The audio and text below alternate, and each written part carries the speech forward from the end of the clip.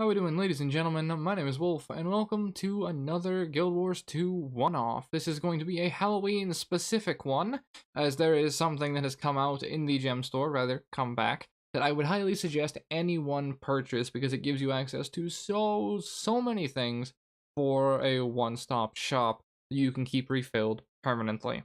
And that is going to be the Candy Corn Gobbler. You can buy this in the gem store for the low price of 300 gems. If we go into the utility, you can see it right here, 300 gems for the Candy Corn Gobbler pack, which will give you 15 candy corn and the gobbler itself. At the moment, 300 gems, if you go to your custom exchange down here, is going for the average selling price of 90 gold, or equivalently one day's meal to a Chinese gold farmer.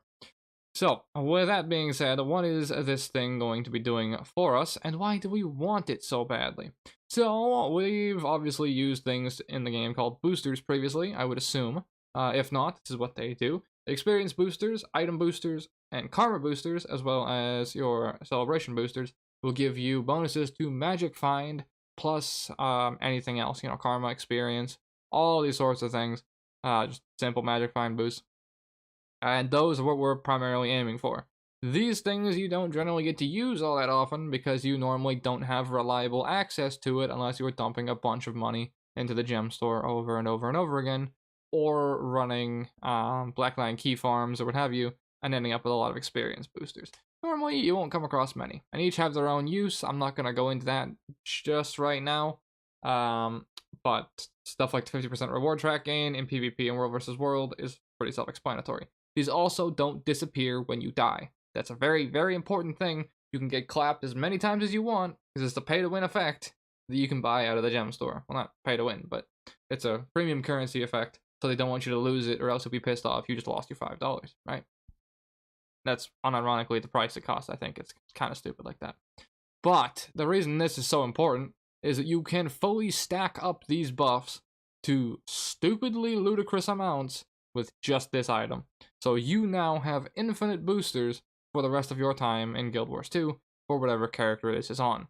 So you can also then buy or change your shared inventory slots and put on a candy corn gobbler and a stack of candy corn in here and have it accessible on every single character. So let me show you what this thing does. If we double click it, you will get one of like 8 random bonus effects. If we're in World vs. World, like I am right now, the effect pool is apparently limited down to the item booster, karma booster, and experience booster. So you'll have the best effects from what I've read and from my own personal experience in the World vs. World lobby. Just click World vs. World, pick any of these, go to the Sanctum of Rail or whatever area, and go near the bank in case you're an idiot like me who keeps pressing deposit all materials instinctually and keeps putting his candy corn back in his fucking bank. So, if you are like me, you can be nearby to grab it again to be able to get more boosters. So you saw when I double clicked this, we got a little animation around our character, and a new icon showed up, the item booster, which is 50% magic find, and 50% chance of critical crafting experience gain, plus the chance of an extra gathering strike as well. I actually didn't even know about the extra gathering strike, that's cool. But the reason we want this is if we're going to do big farms, for example, if we're going to do a meta train, or if we're going to do, an Orc Basin coming up, or anything like that. Like for myself, for example, I have my Halloween dailies to do, all of which are located in the Labyrinth. Couple that with the fact I'm going to probably Labyrinth farm for about an hour or so, and I want to try and stack about half an hour to an hour's worth of these buffs right now via the Candy Corn Booster. So I'm going to probably do about 2 minutes worth of this, just to show you the results we've got. So we'll start from this, and we will just kind of go with this.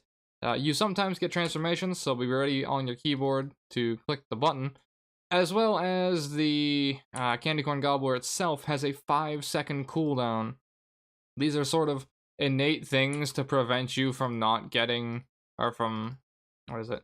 It's like inbuilt limitations to kind of not make it permanent boosters 24/7 and nullify the gem store item, because that's basically what it does if you've got the time and willingness to sit through some of the annoyance of hitting transformations over and over. Because sometimes that can happen. Of course, I've turned my recording on, so I'm going to get nothing but trash. But nonetheless. There's the karma booster. We can see we have 14 minutes on that, which is 50% karma. We have 13 minutes on the experience booster, and we have 14 minutes on the item booster. I've only gone through maybe 20 pieces of candy corn. It is also perfectly fine and within TOS to use an auto clicker to click this. I'm just doing it manually right now because I don't have an auto clicker set up for this video. And an auto clicker would also be person-to-person basis because it depends on what programs your mouse uses. But, oh, sorry, I need to breathe in between my sentences. But yeah, I'm just doing this for showcase of spam clicking it to show you what I can wind up getting.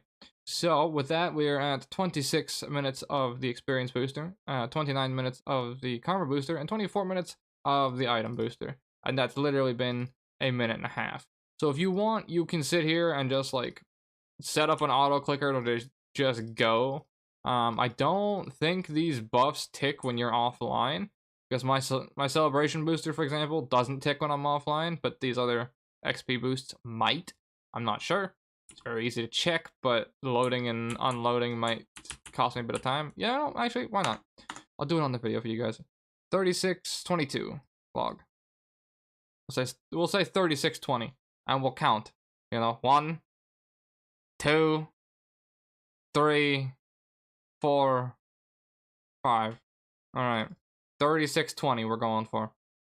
Now I'm out of World versus World because it's gonna teleport me back to Lion's Arch, but still, it was 36:20 on the experience booster. They had to choose to load me the Lion's Arch. Really? 36:20. Okay, yeah, so it does tick down. So these boosters do tick down. My celebration booster doesn't for whatever reason, because the birthday one, or maybe because the paid ones might not tick down. I'm not sure. But those ones definitely do. So only apply the amount that you need for whatever it is you're going to do at the given time. So I have 22 minutes of an item booster, which is just about what I want to do. I want to do a little more, probably. I probably shouldn't do it outside of here, but there we go. I got lucky. I hit the item booster. And with that, I am going to be set up to go and run some Labyrinth. So thank you guys very much for watching. Do spend your 90 gold and get your candy corn gobblers. A couple other things to talk about I would suggest getting in here that I'm going to be grabbing is the Living World seasons here. I'll be grabbing the last couple episodes that I missed. So if you haven't done that, spend the extra gold on that because you will not regret it. I'm about to go make all of the gold to buy the damn things in the Labyrinth with the item boosters from the thing that I just used. With that being said, thank you guys for listening, and I shall see you in the next one. Take care, fellas.